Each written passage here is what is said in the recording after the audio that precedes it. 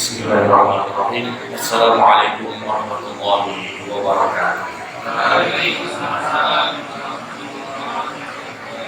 Alhamdulillahirabbil alamin. Wassalatu wassalamu ala asyrofil anbiya'i wal mursalin. Nabiyyina wa maulana Muhammadin sallallahu alaihi wasallam wa ala alihi wa sahbihi ajma'in. Rabbi shrah li sadri wa yassir li amri wahlul 'uqdatam min lisani yafqahu qawli. Subhanaka la ilma lana illa ma 'allamtana innaka antal 'alimul hakim. Raditu billahi rabban wa bil islami dinan wa bi Muhammadin nabiyyan wa rasulan. Allahumma anfa'na bima 'allamtana wa 'allimna ma yanfa'una wa zidna 'ilman. Amin ya rabbal alamin. Bapak Ibu rahimakumullah yang menghayati rahmatullah subhanahu wa ta'ala, sama-sama kita memanjatkan rasa syukur atas nikmat dan karunia Allah subhanahu wa ta'ala. Kesempatan malam yang berbahagia ini,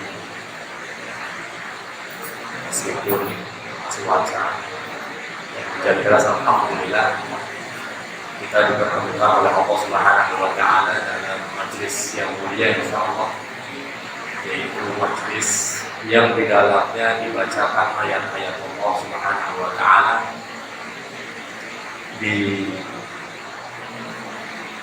disibukkan dengan kesibukan bertadarus, mencoba memahami apa yang terkandung di dalam Al-Quran yang akan berdampak pada penambahan wawasan keilmuan yang akan merubah cara pandang kita, cara berpikir kita, dan sikap dalam amal perbuatan kita,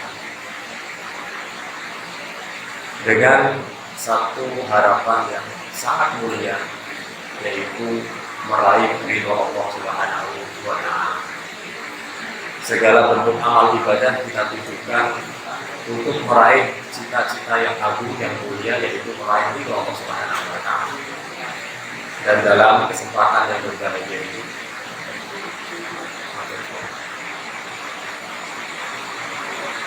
saya akan mencoba sharing, berbagi dengan Bapak Ibu sekalian tentang satu adegan, satu kisah, atau satu cuplikan.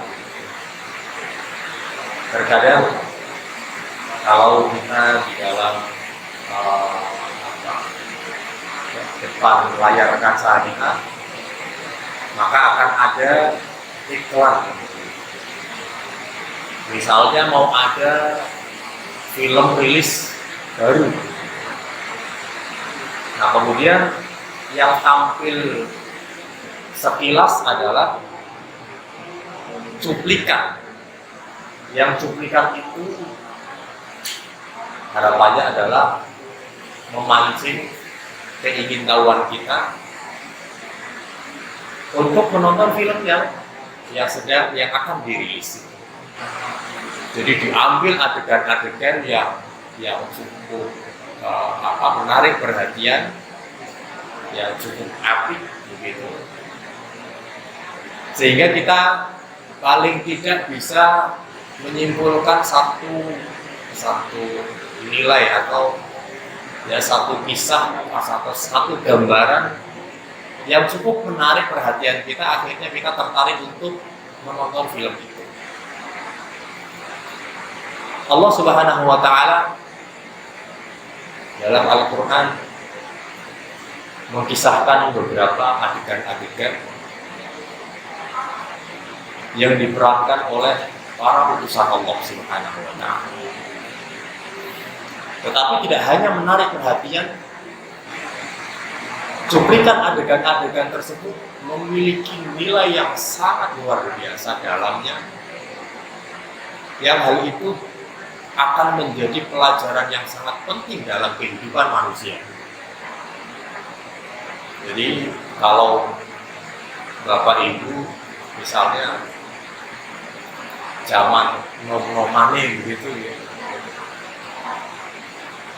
pas menangi TV niku hitam putih begitu. Kalau saya masih menangi masih menangis, cuma sebentar saja. Setelah itu sudah banyaknya berwarna sebenarnya.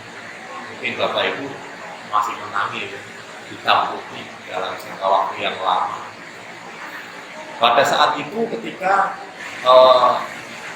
anak-anak nonton adegan di film, ketika filmnya habis itu sudah ditiru, gerakan-gerakannya ditiru, cara bicaranya ditiru, jurus-jurus gluteo ditiru, semuanya ditiru. Ini tontonan tidak lagi menjadi hiburan tetapi menjadi tuntunan sampai saat ini.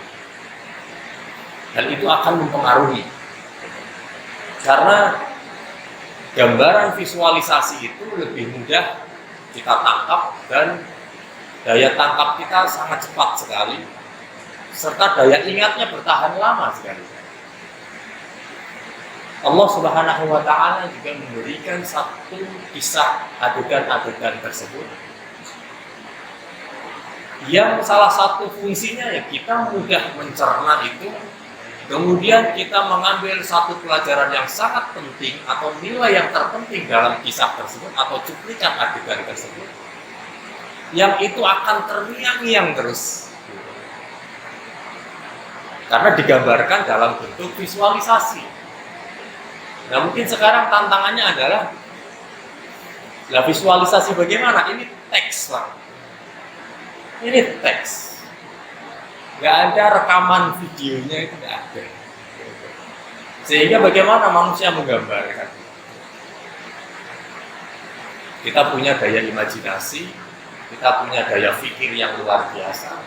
Bisa memvisualisasikan hal yang abstrak sekalipun. Misalnya anak-anak karena ketakutan yang luar biasa, misalnya takut terhadap tempat-tempat yang gelap. Kemudian dia merasa melihat seperti kalau wong gondrong terus neng pojokan, akhirnya divisualisasikan jajal mrene gomeng. Begitu didekati, dipaksa untuk mendekat, didekatkan gitu, diantar. Ternyata sapu ngadeg begitu. Tetapi dengan bayangan yang tidak jelas itu manusia bisa memvisualisasikan sesuatu atau menggambarkan sesuatu. Bapak Ibu rahimakumullah, saya ingin mencoba sharing pada Bapak Ibu sekalian salah satu cuplikan yang Allah Subhanahu wa Ta'ala firmankan di dalam Quran surat Thaha. Allah Subhanahu wa Ta'ala berfirman, "A'udzubillahi minasyaitonir rajim. Wa hal ataka haditsu Musa?"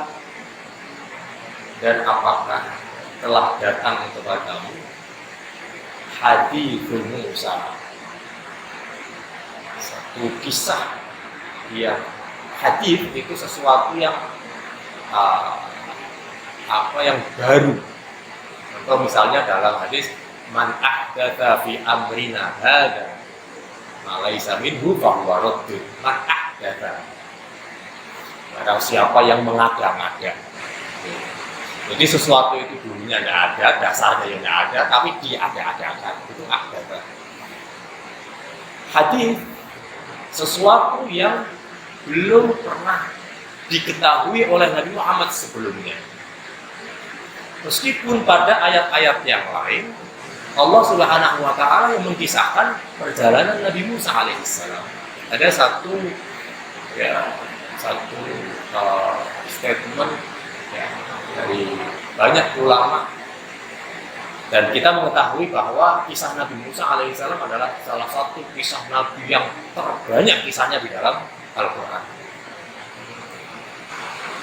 Karena salah satu hikmahnya adalah banyak sekali persamaan yang dialami oleh Nabi Musa alaihissalam dan yang dialami oleh Nabi kita Muhammad SAW. Sehingga cocok banget gitu. Detik contoh ini cocok banget. Karena kondisi yang sangat pas sekali. Nah, maka tidak heran ketika Allah Subhanahu wa taala menyebutkan banyak sekali kisah Nabi Musa alaihissalam secara volumenya paling banyak sekali. Nah, mungkin ada beberapa nabi yang hanya beberapa ayat saja, surat lain nggak ada, hanya beberapa saja. Tapi Nabi Musa alaihissalam begitu sangat banyak sekali. Salah satunya ada di Quran surat Al-Baqarah. Allah Subhanahu wa taala berfirman, wa hal ataka hadithu Musa, hal menggunakan kalimat tanya yang berfungsi penguat seperti halnya qad di dalam kalimat khobar, kalimat berita. Sehingga meskipun pertanyaan tetapi tidak benar-benar ingin bertanya. Dalam bahasa kita kan kita juga ada ya. Ono wong takok tapi sajane ora butuh jawaban sajane niku. Gitu. Jadi pertanyaan itu ditujukan karena tidak membutuhkan jawaban. Yes. Opo iya? Opo iya itu dia tidak percaya saja. Tidak usah dijawab iya gitu, tidak usah. Karena yang dia tidak percaya saja. Atau pertanyaan-pertanyaan dalam bentuk merendahkan, meremehkan, dan lain sebagainya, atau tidak percaya, pertanyaan yang tidak membutuhkan jawaban sebenarnya. Karena tujuannya ya ingin menegaskan sesuatu saja, bahwa saya tidak percaya ini, atau saya tidak yakin terhadap hal ini, tapi saya ajukan dengan pertanyaan. Hal juga demikian fungsinya menegaskan satu kalimat atau menegaskan satu kisah yang sebelumnya belum pernah diceritakan, dan hal itu begitu amat sangat penting untuk diperhatikan. Karena kalimat tanya dalam bahasa Arab selain hal itu ada misalnya a'antaqulkan hada, menggunakan di depan yang berarti apakah, tetapi fungsinya tidak sama dengan hal. Kalau hal salah satu fungsinya adalah menegaskan atau meyakinkan sesuatu. Allah Subhanahu wa taala menegaskan hal ataka hadithu Musa, wahai Nabi, sudah sangat yakin hal ini belum pernah diceritakan kepada wahai Nabi sallallahu alaihi wasallam. Saya sebutkan beberapa tafsir, ulasan tafsir untuk memperjelas kalimat. Aqabat tathbitur Rasul ala tabligh wa tanwihi bi sya'nil Qur'an bin nisbah ila ma anzalahu wa man unzila alaihi bi dzikri qissati Musa alaihi salam liyata'assa bihi bis sabri ala ta'ammuli aqdair risalah wa muqasatin. Allah Subhanahu wa taala, salah satu fungsi Al-Qur'an adalah wa kadzalika litsabbita bihi fu'adak.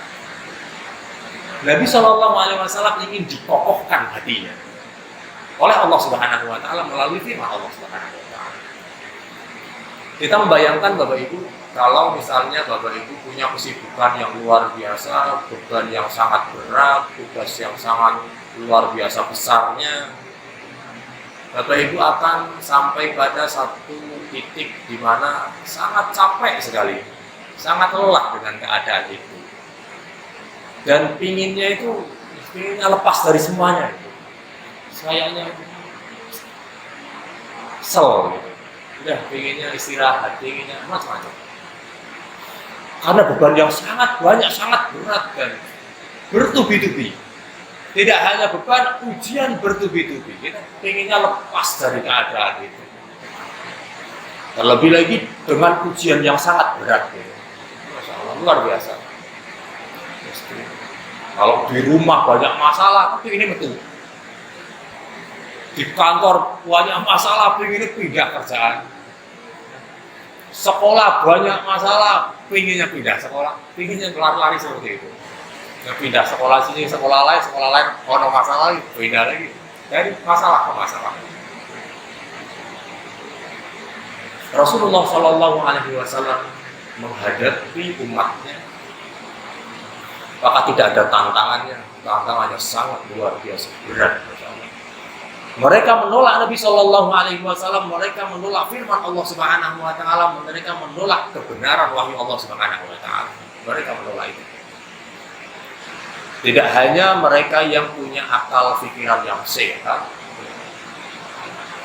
mereka yang punya kekuasaan, mereka yang punya kekuatan, mereka semua menolak Nabi Shallallahu Alaihi Wasallam. Lalu Allah Subhanahu Wa Taala menguatkan hati Nabi Shallallahu Alaihi Wasallam dengan satu kisah yang juga dialami oleh utusan Allah Subhanahu Wa Taala sebelum Nabi Muhammad Shallallahu Alaihi Wasallam.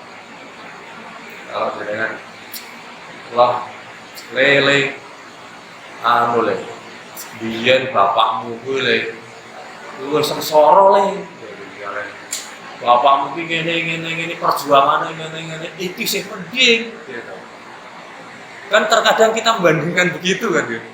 Wah, aku zamane bapak kah saiki beda Pak zamane Pak. Pak yo protes karo anake. Artinya kita ingin mencoba membandingkan keadaan yang lebih berat agar supaya ini termotivasi, kuat hatinya. Wahal ataka hadithu Musa, wahai Rasulullah, engkau ditolak, engkau dibuli, engkau dicaci maki, dan lain sebagainya. Apakah sudah pernah sampai kepadamu kisah yang adegan satu ini? Dan pasti belum pernah Allah Subhanahu Wa Taala singgung kisah yang akan diceritakan ini. Sebelumnya Allah Subhanahu Wa Taala sudah mengisahkan Nabi Musa. Oh, Nabi Musa mengenai wis tahu, gitu misalnya. Wahal ataka hadits, hadits menunjukkan sesuatu yang belum pernah turun sebelumnya. Kemudian Allah Subhanahu Wa Taala berfirman, idza ra'a naran faqala li ahlihim kufu inni anastu naran. Allah Subhanahu Wa Taala berfirman, idza ra'a naran. Dan ingatlah di saat Nabi Musa alaihissalam dalam satu kisah yang beliau diutus oleh Allah Subhanahu Wa Taala, diperintahkan oleh Allah Subhanahu Wa Taala untuk misi yang sangat berat. Nabi Musa alaihissalam membawa keluarganya, membawa orang-orang yang dicintai. Bapak Ibu, saya yakin ketika numpak motor itu bus, tapi ketika naik motor itu boncengnya anak mesti hati-hati.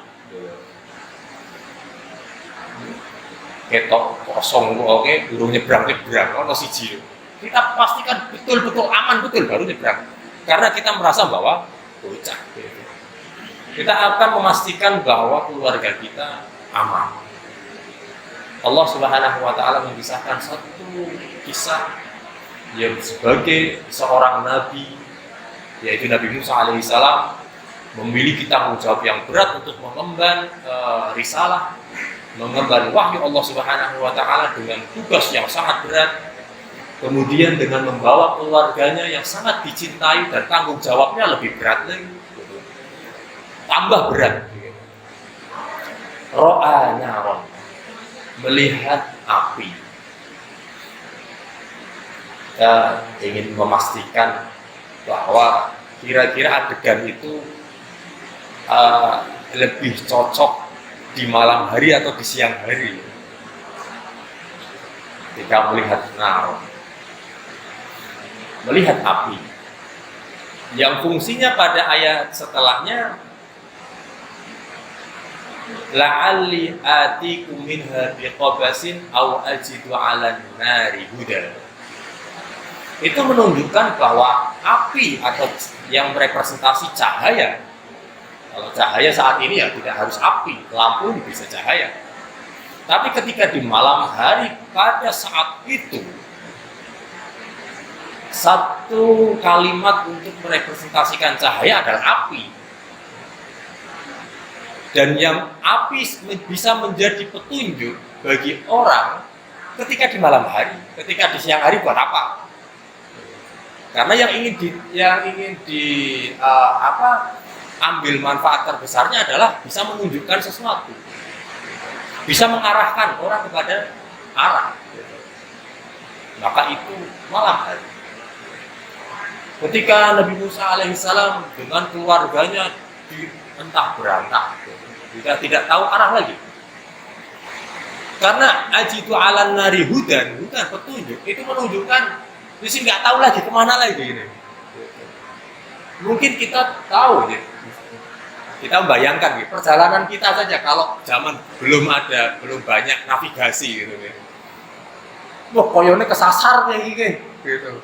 Padahal jalannya wis penak, ya. Ono rambu-rambu, kadang cok nyelewah juga. Kita merasa kayaknya saya nggak pernah lewat di jalan ini gitu. Atau pas malam-malam mobilnya lampunya ya wis ono, penerang jalan ya wis ono. Tapi dalam satu kondisi perasaan aku ora tahu lewat ini iki. Kesasar. Kita bayangkan sudah zaman segini Bapak Ibu. Dengan di perjalanan yang misalnya berbukit-bukit begitu kan sangat rentan gitu. Bisa ya pengalaman pribadi gitu ke arah Jogja. Kok koyo suwi temen gitu kan. Selingat koyo ora tau peruh ki masjid koyo ngene iki. Jalan iki enggak pernah lihat. Ternyata betul salah jalan meskipun tembus gitu. Cuman lewat jalan yang lain. Ketika kita dalam kondisi seperti itu, sikap kita pasti akan bagaimana saya bisa menemukan arah. Idza ra'a naran faqala li ahlihi. Maka Nabi Musa alaihi salam berkata kepada keluarganya, anak, istri, umkutu, tetaplah di sini, karena yang dilihat oleh Nabi Musa alaihi salam adalah api yang di atas bukit. Tentu perjalanan di atas bukit itu bukan perjalanan mudah bagi istri, anak. Itu bukan perjalanan mudah. Ya, kalau Bapak Ibu membayangkan misalnya Bapak Ibu tidak umroh, tidak haji, kemudian ke Jabal Uhud, atau jabal yang lain gitu. Tapi Bapak Ibu membayangkan bengi loh, gitu. Malam yang tidak ada bantuan senter. Saya yakin Bapak Ibu akan kesandung-sandung. Gitu. Bisa naik, turunnya, aku naik jungkel gitu. Ini kan gunung batu. Bukan gunung yang ada jalannya begitu, tidak. Gunung batu yang harus merangkak. Umpuh, diamlah di sini. Kemudian ini anastu naro menunjukkan bahwa api itu betul-betul Nabi Musa alaihissalam melihatnya betul. Dan istrinya tidak, keluarganya tidak. Yang menunjukkan hal itu adalah satu penguat dalam kata ini. Di tafsir juga disebutkan. Karena pada ayat setelahnya Allah Subhanahu wa taala memperkuat dengan wa anakhtartuka. Aku memilihmu saja. Kalau semuanya bisa memastikan, istrinya juga melihat, anaknya juga melihat, wis merono bareng-bareng kok. Ya wis ketok apa sudah jelas. Tapi ketika Bapak Ibu tidak memastikan, kenapa jangan nggak melihat Bu, gitu. Anaknya juga nggak melihat, tapi saya betul-betul melihatnya betul. Gitu. Sudah karena perjalanan begitu terjang dan kita tidak tahu juga di sana ada apa, bahaya seperti apa. Kumpusu, diam di sini terlebih dahulu. La'alli atikum minha biqabasin. Semoga kembalinya aku dari arah api itu dan bisa mengambil sedikit api itu. Biqabasin, qobas itu ya kayak obor gitu, nyulat sedikit gitu. Misalnya ada orang ngerokok begitu, jaluk genine gitu misalnya, itu qobas. Naqtabis min nurikum dalam ayat yang lain. La'ali atikum biqabasin. Karena malam, mereka dalam perjalanan membutuhkan petunjuk arah. Kalau ada api itu kan berarti ono wong begitu, maksudnya kan begitu. Kalau ada orang, ya pasti bisa ditanya, ini arah ke sini kemana, arah ini kemana, arah ini kemana. Kita membayangkan tersesat, kemudian tahu ada jejak langkah atau ada satu desa, senengnya karuan. Mungkin di pesantren dulu kan ada program mendaki itu. Ketika tersesat betul gitu, dan kita sampai ada orang yang turun nih bawa kayu begitu. Ini pasti sudah dekat dengan pemukiman. Senengnya teman, maunya kan lap-lapan gitu. Ini nih orang tekan gue nih priye gitu. Bayangannya macam-macam, bayangannya mati gitu. Aku mati piye gitu. Ora ono sing ngonangi piye gitu. Tapi begitu lihat orang luar biasa senangnya. Ketika melihat api bagaimana senangnya Nabi Musa alaihissalam. La'alli atikum minha biqabasin au ajidu 'alan nari huda, atau aku mendapatkan dari arah api itu hudan, petunjuk. Nah, kita tahu ketika kita tersesat di padang pasir api, dengan api kita akan mengusir binatang-binatang buas, keamanan. Kemudian falamma ataha nudiya ya Musa, falamma, maka saat. Jadi kan ada proses, lama ada proses. Falamma ataha, ketika Nabi Musa alaihissalam sampai di tempat itu, nudiya, dipanggil dengan menggunakan kata kerja pasif atau isim majhul atau fi'il majhul, maaf. Kata kerja pasif itu kan berarti yang memanggil disembunyikan kan? Tidak ada yang memanggil itu disembunyikan. Dia dipanggil, tapi yang manggil siapa itu raketok. Gitu. Jadi ada kalimat panggilan, tapi wujud sing ngundang sapa ki ora weruh gitu. Tapi ini dalam keadaan tersesat, Nabi Musa alaihissalam sendirian, keluarganya berada di bawah dengan jarak yang cukup tinggi, sudah tidak kelihatan lagi. Dia dipanggil, ya Musa, wahai Musa. Kita membayangkan kita berada di tempat yang sangat jauh dari rumah, kok ono sing kenal jenengan kan mesti kaget. Jenengan ngoneng ngendi gitu ya. Nang Mesir gitu, misalnya pangkat yang Mesir atau nang Kalimantan atau di luar pulau gitu ya. Kemudian ada yang kenal jenengan manggil. Tapi jenengan lihat yang manggil itu jenengan gak kenal, mungkin jenengan kaget juga kan. Kok iso reti jenengku nek Mas, ora kaget nih dulu. Mas, sewu Mas, enggak kaget. Pak, enggak kaget. Tapi kalau dipanggil namanya jenengan, itu kan berarti dia tahu saya. Gitu. Dari mana dia tahu ini di negeri mana, di negara mana? Kenapa ada yang panggil nama saya? Cukup mengagetkan bagi kita. Terlebih lagi ini yang manggil tidak ada orangnya. Dalam kondisi malam, gitu ya, yang gelap gulita, ternyata tidak mendapatkan dari yang diharapkan, yaitu api tadi, melainkan dia kata panggilan, ya Musa, wahai Musa. Itu malam gelap, kita tidak tahu kita berada di mana, mau kemana, keluarga tidak ada, gelap, kita sendirian. Ya Musa, Inni ana Allah, Inni ana Rabbuka fakhla'na 'alaika. Allah Subhanahu wa taala menjelaskan setelah kalimat tersebut, Inni ana Rabbuka, sesungguhnya aku adalah Tuhan. Rabb, salah satu maknanya adalah Tuhan, Al-Rabb.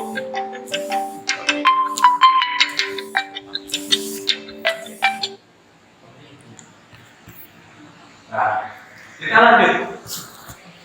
Inni ana Rabbuk, sungguh benar-benar aku Tuhanmu. Fakhla'na 'alaika innaka bil wadil muqaddas tuwa. Lepas sendalmu wahai Nabi Musa. Innaka bil wadil muqaddas tuwa. Sesungguhnya engkau berada di lembah yang suci. Nabi Musa alaihissalam manut. Kenapa ini? Muncul satu perintah Yang perintah itu kita tidak tahu dari mana datangnya. Yang Nabi Musa ketahui adalah perintah itu datang dari Rob. Kalau Bapak Ibu sudah familiar ini, saya sudah beberapa kali mungkin menjelaskan makna kata Rob. Rob punya sandingan yaitu abdun. Jika ada Rob, ada abdun, ada tuan, ada hamba. Nah, hamba itu tidak ada pekerjaan selain patuh kepada tuannya. Tidak ada yang lain. Seorang budak tidak berhak untuk menolak apapun yang datang dari tuannya. Tidak ada haknya. Apapun yang diperintahkan oleh tuannya, tidak ada pilihan, harus iya. Tidak ada pilihan lain. Ana rabbuka fakhla'na 'alaika. Lepas sandal lepas alas kakimu, inna kabil wadi muqaddas itu. Kemudian Nabi Musa alaihissalam itu, jadi kita membayangkan berkecamuk hatinya, pikirannya, ya gemetar. Bapak Ibu membayangkan kan ketika Nabi Muhammad SAW di Gua Hira sedang tahanuf, ya, menyendiri, memikirkan bagaimana nasib umat. Ya. Kemudian ada suara, Iqra ya Muhammad, Iqra ma ana biqari. Saya nggak bisa baca, saya nggak bisa. Gemetar. Ya ayyuhal muzammil qumil laila illa qalila, ya ayyuhal muddaththir qum fa'anzir. Bergetar Nabi Muhammad SAW dalam keadaan yang sama. Di gua gelap gulita, ada suara dari malaikat Jibril, Iqra bismi rabbikal ladzi khalaq, khalaqal insana min 'alaq. Nabi Musa alaihissalam, ya Musa, ikhla'na 'alaik. Perintah. Iqra, perintah. Yang datang pertama adalah perintah. Apa yang terjadi? Para utusan Allah Subhanahu wa taala mentaati tanpa sedikit pun berkata-kata, hanya taat, sami'na wa ata'na. Kemudian Allah Subhanahu wa taala menjelaskan, wa anakhtartuka. Dalam keadaan gemetar, Bapak Ibu mengingat kisah Nabi Muhammad SAW gemetar begitu, diselimuti oleh istrinya, ditenangkan hatinya. Terus gemetar, kewetin, takonin retil gitu, serasa kakak takon, kakak kewetin, takonin retil, nggak bisa jawab gitu. Pokoknya tenang sih, ditenangkan dulu saja. Melihat anak kumpulasa gitu, ditenangkan saja. Tapi Bapak Ibu kan, misalnya ada anak nangis emosi kan, memeluknya terlebih dahulu. Harapannya tenang dulu sebelum kita tanya kenapa anak ini nangis begitu kejer begitu. Kita tenangkan terlebih dahulu. Allah Subhanahu wa taala berfirman, wa anakhtartuka. Kenapa engkau sampai sini, sampai di detik ini wahai Nabi Musa alaihissalam? Perjalanan engkau begitu panjang dari mulai sejak awal, sejak Nabi Musa alaihissalam dilahirkan, ketemu masalah. Gitu. Karena siapapun bayi yang lahir dan itu laki-laki, tidak ada ampun, bunuh, selesai. Firaun memberi mandat itu. Gitu. Ketika Allah Subhanahu wa taala memerintahkan kepada ibunda Nabi Musa alaihissalam susui. Tapi kan pertama itu kan begitu melahirkan pinginnya kan umpet kan. Jupet kena di depan sudah banyak tentara, seliwar. Sudah data sensus iki pirang bulan, iki pirang bulan. Ketok 9 bulan dinteni gitu. Brojole kapan dinteni gitu. Begitu wae lanang itu lanang goprene nges ber wedok ya ora apa-apa gitu. Begitu lahir begitu. Apa yang pertama kali yang difikirkan disembunyikan di mana? Allah Subhanahu wa taala memerintahkan wis rasa disembunyikan, susui saja. Disusui menang. Gitu. Nek misalnya skenario-nya disembunyikan, ayo ngwek-ngwek gitu. Disembunyikan dimanapun kan iki ora tapi ono ngwek-ngwek iki misalnya suarane gitu. Disusui menang. Kelek lagi ini jomplang pri, jomplang. Keranjang kira-kira jomplang atau buatan gitu. Lain jenenge bayi apa mboten obah-obah gitu. Iki bayi ning piring-piring purene jomplang, wah mosok iso renang gitu. Kali gitu. Ya Allah, ono ndak pilihan ojo dikelekke ono ora pilihane ngono. Ndak ada, kelek iki, kelek. Tekane nang istana Firaun. Lah sing yang memburu bayi laki-laki itu ya di situ malah keline merono gitu. Habislah begitu. Justru yang memburu Nabi Musa alaihissalam itu ada di istana itu. Keline merono dan ternyata dibesarkan di dalam istana karena satu-satunya tempat aman pada saat itu di dalam istana itu. Tidak ada tempat lain yang lebih aman. Di tempat manapun semua tentara Firaun yang terkenal sangat kuat dan sangat banyak gitu. Mana tempat yang aman selain istana itu sendiri? Nabi Musa alaihissalam dibesarkan di istana Firaun sampai dewasa. Gitu. Kemudian harus lari keluar dari Mesir. Wa anakhtartuka. Ikhtar dari kata khiyar, dari kata itu juga muncul khair yang artinya baik. Wa anakhtartuka artinya aku memilihmu karena kebaikan. Jadi orang karena memilih terpaksa gitu misalnya, memilih karena nggak ada pilihan lain, Pak pilih mana yang bisa begitu. Kita kan kadang dihadapkan seperti itu. Kita mesti milih. Saya milih mana Pak? Banyu putih, banyu putih. Lagi itu pilihan. Banyu putih, banyu putih gitu. Banyu putih, wedang, teh itu kan pilihan Pak gitu. Dengan banyu putih Pak. Nggak ada pilihan. Wa anakhtartuka memilih karena dasar kebaikan. Pilihan itu akan membawakan kebaikan. Wa anakhtartuka. Aku memilihmu, wahai Musa alaihissalam. Sampai detik engkau membawa semua keluarga, ada anak, ada istri. Kenapa yang sampai di atas ini hanya engkau, wahai Nabi Musa? Wa anakhtartuka. Itu skenario Allah. Tidak kebetulan itu, tidak kebetulan. Ya karena saya yang melihat istri saya tidak melihat ya Allah. Ya yo sing gawe koyo ngono ki sapa? Wa anakhtartuka. Kita sering kali menghadapi satu masalah yang mungkin kita tidak nyaman dalam problem itu, masalah itu. Atau kita dibebani tanggung jawab dan tanggung jawab itu merasa berat. Ketika kita bisa mengambil satu nilai positif dari apa yang kita alami dan kita menggunakan ayat ini wa anakhtartuka, kita sampai detik ini adalah skenario Allah Subhanahu wa taala. Terkadang ya ketika dulu gitu ya, zaman kuliah gitu. Pengen kuliah kayak teman-teman yang lain, jurusan apa teknik lah, jurusan ekonomi, jurusan hukum, macam-macam gitu. Kita koyo seneng gitu, kuliah macam-macam. Tapi kenapa saya sampai di sini? Wis, di pandangan pasir kabeh gitu. Buka buku Arab kabeh tulisannya wah paham orang aku iki. Kenapa saya sampai di sini? Saya kenapa ini? Betul-betul saya tidak milih ini sejak awal. Gitu. Terkadang ada rasa koyok gelo gitu. Tapi ketika kita melihat wa anakhtartuka, apa yang kita alami saat ini merupakan skenario Allah Subhanahu wa taala dan itu potensi baik bagi kita. Sehingga kita positif berpikirnya, tidak selalu negatif. Itu akan mempengaruhi keadaan psikologi kita.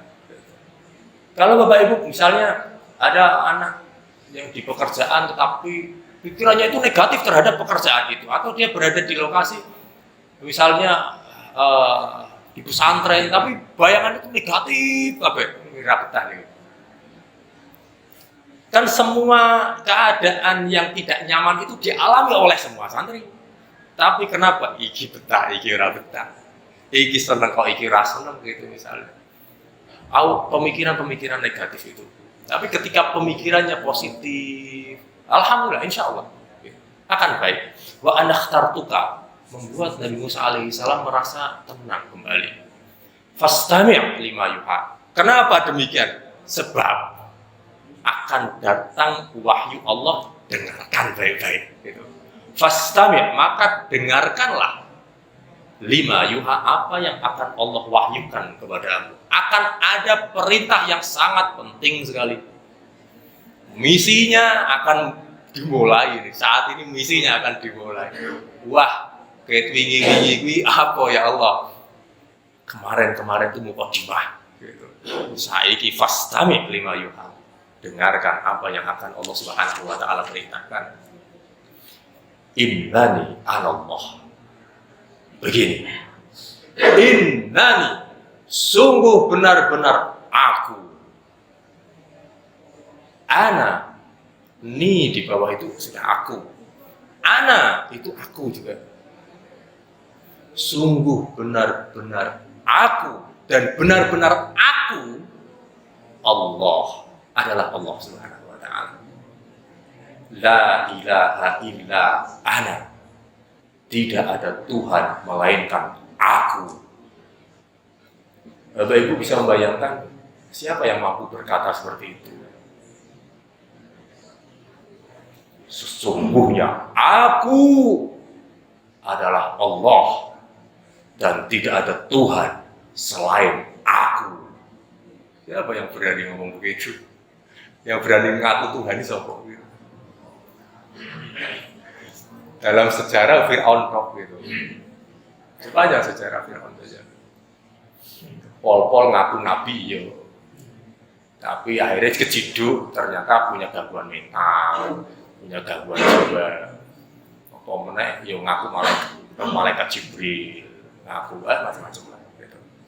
Tapi kalau ngaku dengan pengakuan kalimat seperti ini, siapa yang berani? Enggak kok diem. Aku Tuhan. Tidak ada Tuhan selain aku. Dalam sejarah ada yang berani ternyata. Fir'aun itulah. Innani Allah. La ilaha illa ana. Fa'budni. Maka menghambalah kepada aku. Sangat tegas dan luar biasa berat kalimatnya itu. Ngeri kalimatnya itu. Kita membayangkan dalam keadaan bila kita meninggalkan semuanya, kita patuh dengan perintah itu, dan itu datang dari Sang Maha Kuasa Allah Subhanahu wa taala. Fastami, dengarkan.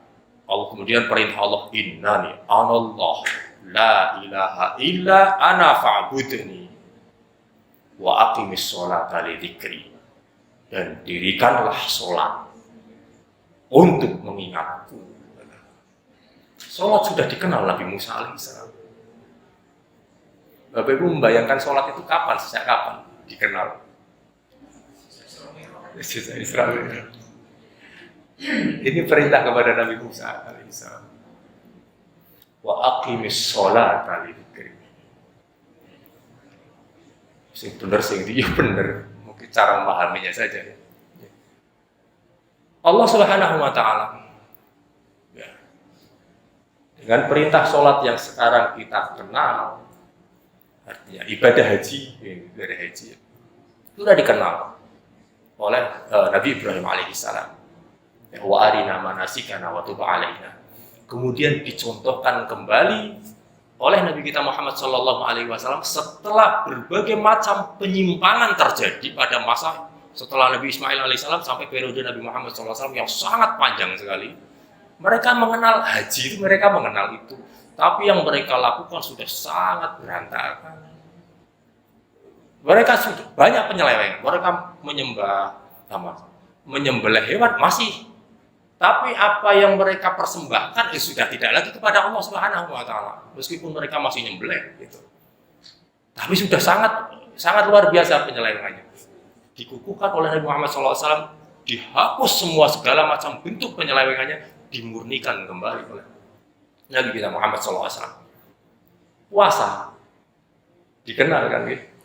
Bapak Ibu mengenal puasa Asyura kan gitu. Orang Yahudi saat itu puasa gitu. Dan mereka merayakan Allah Subhanahu wa taala menyelamatkan Nabi Musa alaihissalam dari kejaran tentara Fir'aun, dan mereka wujud rasa syukurnya dengan berpuasa. Kemudian Rasulullah sallallahu alaihi wasallam merintahkan para sahabatnya, maka berpuasalah gitu. Setelah itu wajib, perintah Nabi Muhammad SAW wajib gitu. Karena perintah al-aslu fil amri lil wujub, kecuali ada dalil yang menyelisihinya. Setelah itu baru perintah puasa Ramadan. yang ini tidak lagi menjadi wajib, yang wajib jadi yang ini tersisa menjadi sunnah. Kaidahnya setelah dikukuhkan ini, yang ini menjadi sunnah. Sholat dikenal oleh Nabi Musa alaihissalam yang fungsinya masih sama, yaitu dengan sholat akan mengingatkan kepada Allah Subhanahu wa Ta'ala. Fungsinya sama. Sholatnya Nabi Musa apakah sama dengan kita misalnya? Isra Mi'raj dikenal gitu ya. Berapa pertama kali? 50. Nabi Musa alaihissalam wis pengalaman. Piro? Saya ikat. Ra bakal kuat bentuk umat mboyo ngono iki. Ra bakal kuat bali yo maneh kono. Kenyang itu, diang. Oke, diang. Alhamdulillah. Nabi Musa alaihissalam pengalaman dalam hal itu. Karena perintah kepada Nabi Musa alaihissalam wa aqimis shalah itu diperintahkan kepada umatnya atau membuatkan berarti. Kalau sudah diperintahkan kepada nabinya, nabinya memerintahkan kepada umatnya. Konsolat, mbah umat kurang kuat seket itu apa? 5 kuwi, ya. 5 kaya yo raket sirah kuat kuwi gitu. Tapi kan sekedar rapih nak wis ngenyang wis ping pirang-pirang, wis 5 wis gitu. Wa aqimis sholata li dzikri. Kemudian Allah Subhanahu wa taala berfirman sebentar lagi insyaallah, saya percepat nih. Inna sa'ata atiyatun akadu ukhfiha litujza kullu nafsin bima tas'a. Allah Subhanahu wa taala satu memerintahkan ketaatan kepada Nabi Musa alaihissalam. Fa'budni wa aqimis sholata li dzikri. Kemudian Allah Subhanahu wa taala setelah datang perintah ada konsekuensi. Karena telah datang perintah dari Allah Subhanahu wa taala. Datang konsekuensi innas sa'ah. Sesungguhnya hari kiamat. Sejak Nabi Musa alaihissalam sudah diingatkan tentang hari kiamat. Atiyatun pasti akan datang. Bapak Ibu sangat familiar dengan umatnya Nabi Musa alaihissalam yang Bani Israel. Taurat diturunkan kepada Nabi Musa alaihissalam. Dan pertama kali yang mereka hapus dari syariat itu adalah tentang hari kiamat. Masya Allah, luar biasa. Mereka tidak akan membicarakan banyak hal tentang hari kiamat. Tentang akhirat, dihapus saja. Karena konsekuensinya berat di akhirat. Itu Ustaz, mesti ngisi tentang neraka terus ya aku. Bermelu pengajian neraka sing dibahas. Ora ono surga apa piye Pak gitu. Neraka bae iki. Aku ya ora apa-apa tapi ono ora Pak liyane, tema liyane selain neraka kuwi. Ya ono, tapi aku Pak neraka bae iki sing seneng iki temane iki. Misale ya sak karep-karepe sing isi kok wis gitu. Innas sa'ah atiyatun akan datang. Jadi mereka betul-betul diingatkan oleh Nabi Muhammad SAW karena Nabi Muhammad SAW menghadapi Bani Israel, menghadapi orang-orang Yahudi, menghadapi ahli kitab. Sejak awal Nabi Musa alaihissalam diperintahkan dan apa yang diajarkan Nabi Musa kepada kalian adalah tentang hari kiamat. Sekarang hari kiamat mana? Ada di kitabmu itu mana? Gitu. Kemana kalian sembunyikan itu semua? Sehingga konsep tentang akhirat sama sekali terlupakan dalam benak pikiran mereka.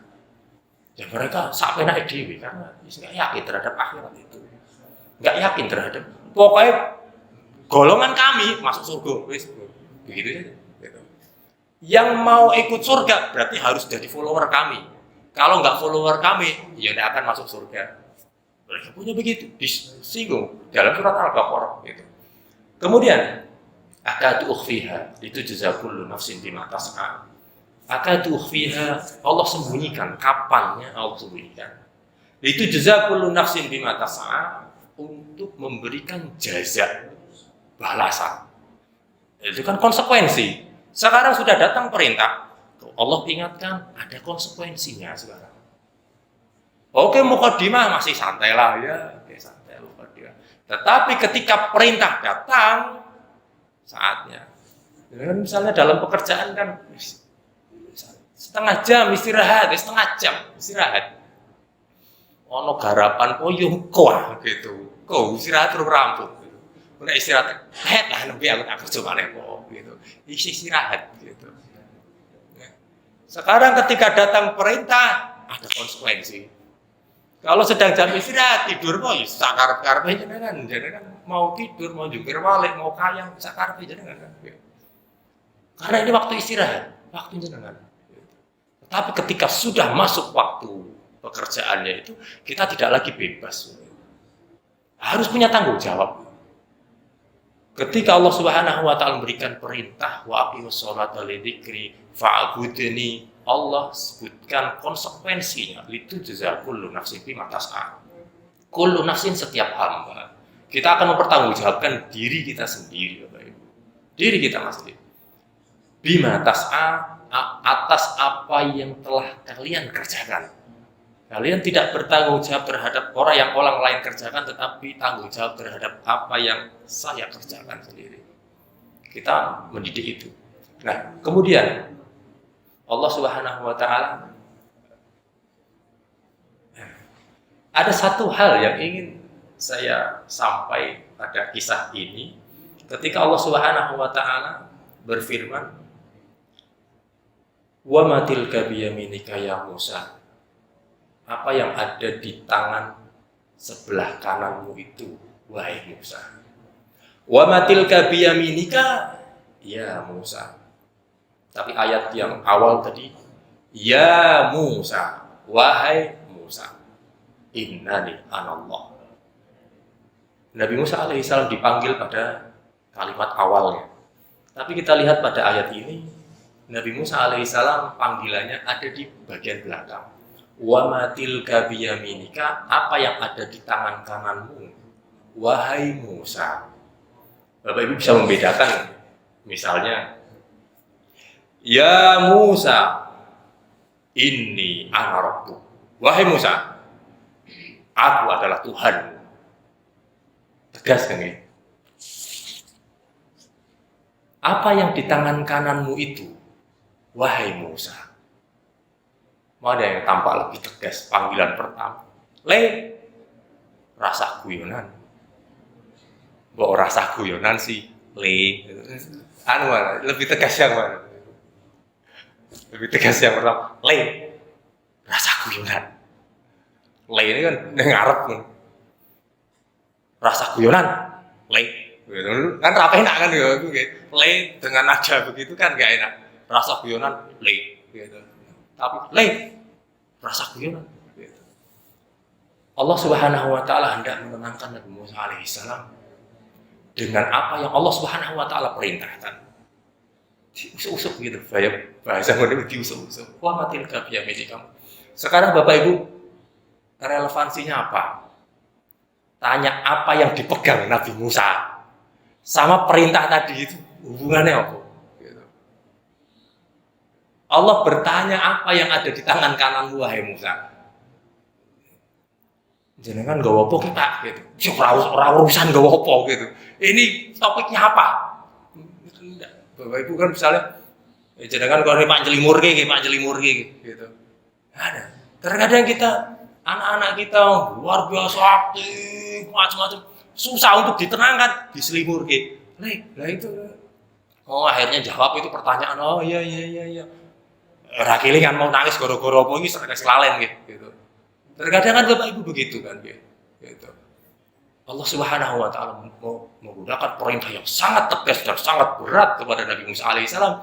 Bagaimana Allah Subhanahu wa taala menenangkan? Wa matilka biyaminika ya Musa. Luar biasa kan ya. Kenapa ngapain Allah Subhanahu wa taala tanya apa yang ada di tangan kananmu? Gak ada pertanyaan yang lain apa ya Allah gitu. Tanya yang lain gitu misalnya. Gitu. Enggak, yang ditanya apa yang ada di tangan kanan. Sudah tahu itu tongkat. Bapak Ibu tahu apa yang dipegang terus oleh Nabi Musa alaihissalam sejak awal. Tongkat. Sejak awal gitu.